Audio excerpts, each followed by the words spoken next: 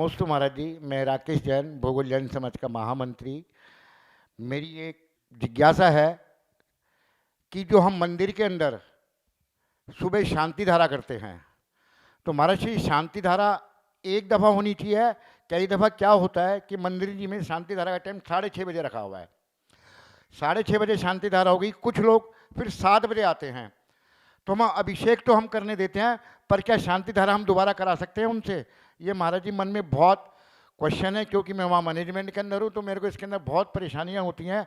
तो मैं आपसे इस समस्या का समाधान चाहता हूँ। प्रतिदिन मंदिर में हम लोग प्रातःकाल श्री जी के दर्शन करने जाते हैं, अभिषेक करते हैं और उसके तदुपरांत शांति धारा करते हैं। और ये व्यवस्था बन जाती है कि शांति धारा हो गई तो अब उसमें पुनः अभिषेक आदि नहीं करेंगे।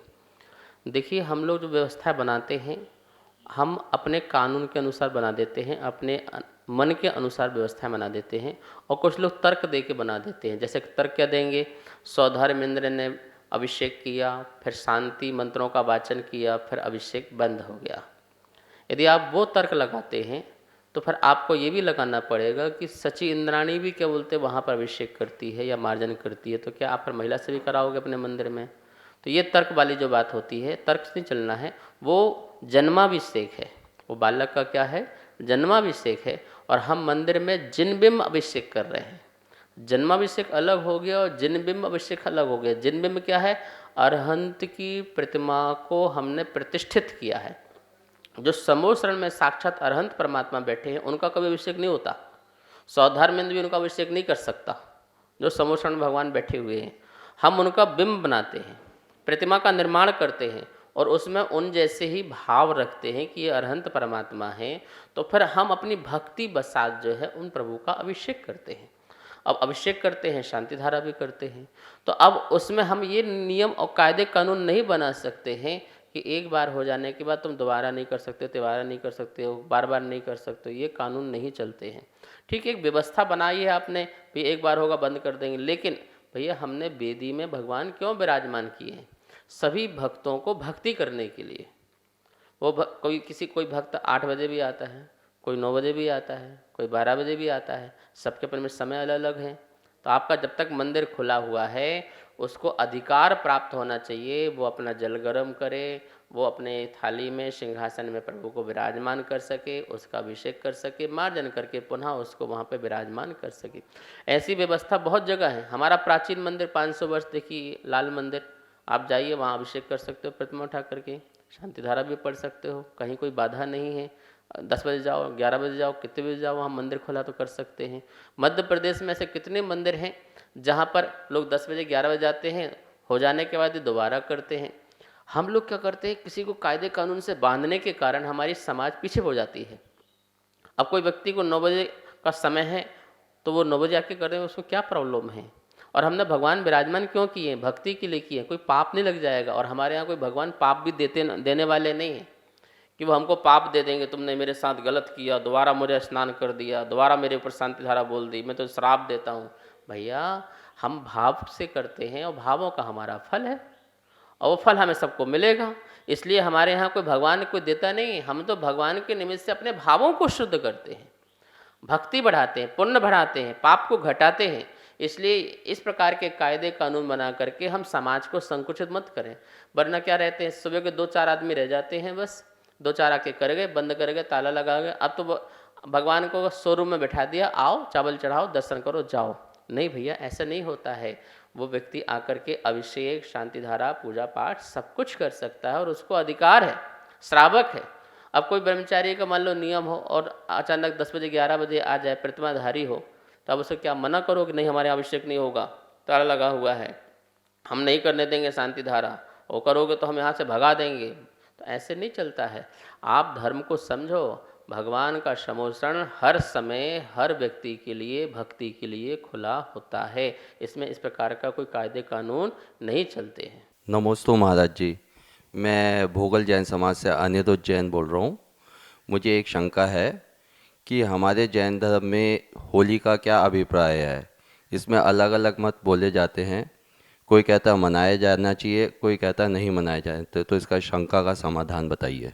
होली का त्यौहार ये लौकिक त्यौहार है और अन्य लोगों का त्यौहार है, किसी प्रसंग और किसी घटना का त्यौहार है। लेकिन जैन धर्म में कहीं भी इसका प्रसंग प्राप्त नहीं होता है। कथा कहानियों में, चारित्र पुराणों में, पुराण ग्रंथों में, प्रथमानुग के ग्रंथों में, भगवान की वाणी में ये कथा कहीं भी प्राप्त हमें नहीं हुई है और ना ही हम मानते हैं। लेकिन ये होली का त्यौहार उस प्रसंग में ना मान करके आप वात्सल्य के प्रसंग में इसे स्वीकार कर सकते हैं, जलाने वाली होली का नहीं। क्योंकि जलाने वाली होली में 5 इंद्रिय जीव को जलाने का आपको पाप का बंध बंधेगा, इसलिए वो वाली होली नहीं। आपको होली मनानी है तो चंदन लगा करके, केसर लगा करके, वो वात्सल्य और प्रेम। और यदि आपको होली सच्ची मनानी है तो आप उस दिन हवन करो। हवन करके आप अपनी बुराइयां का त्याग करो। अपनी चिट्ठी में बुराइयां लिखो कि मेरे अंदर ये अवगुण है और उसको मैं स्वाहा कर रहा हूँ कि आज के बाद ये मैं अपनी बुराई को छोड़ता हूँ, पाप को छोड़ता हूँ, गलत काम नहीं करूँगा, स्वाहा। ये मेरी होली हो गई। होली अब तक जो होनी थी वो होली, इसका नाम ऐसी होली मनाओ, बुराई को दूर करके आपस में प्रेम भाव, वात्सल्य भाव, बैर भाव को छोड़ना का नाम है होली। जैसे होली के दिन कोई कुछ भी कहे, कुछ भी करे, आपको बुरा नहीं लगता है, ऐसे ही मेरी 365 दिन की होली हो जाए कि मुझे 365 दिन में कोई कुछ भी बोले, कुछ भी कहे, कुछ भी करे, कुछ भी नुकसान करे, मैं उसका बुरा नहीं करूँगा। ऐसा मेरे अंदर जो विचार है, क्षमता भाव, संयम भाव, उसे प्रकट करो। तो ऐसी होली तो 365 दिन होना चाहिए।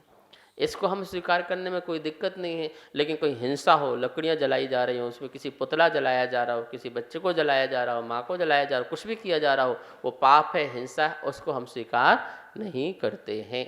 इस बात को हमें ध्यान में रखना है। मेरा नाम विनोद जैन है, जो जैन बहुल समाज से आया हूँ। मेरी शंका है कि जैन धर्म संप्रदाय है या धर्म है, इसकी शंका का समाधान कीजिए। जैन धर्म है या संप्रदाय, बहुत अच्छा प्रश्न है।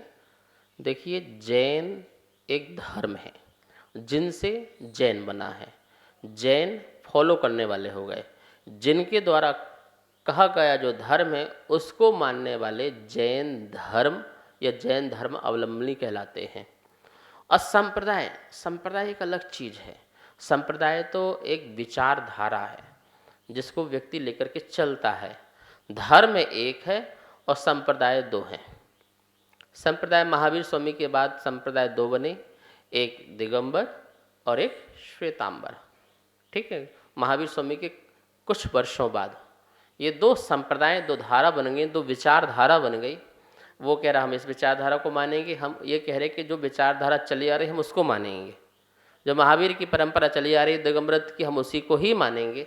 तो वो भी उसकी अपनी बात रखी। और एक जो संप्रदाय जिन्होंने कहा नहीं हम इस वस्तु को मानेंगे, दिगंबर एक संप्रदाय। दिक अंबर, जो वस्त्रों को ही क्या बोलते कि अंबर को ही, आकाश को ही वस्त्र मानती हो, वो दिगंबर, ऐसे साधु। और श्वेतांबर, श्वेत अंबर, जो श्वेत वस्त्र को ही जो है अपने धारण करने से साधुपना मानता है, वो श्वेत अंबर, श्वेतांबर हुआ। साधु से ध्यान रखना, दिगंबर साधु और श्वेतांबर साधु, और उसको मानने वाले दिगंबर लोग, श्वेतांबर लोग।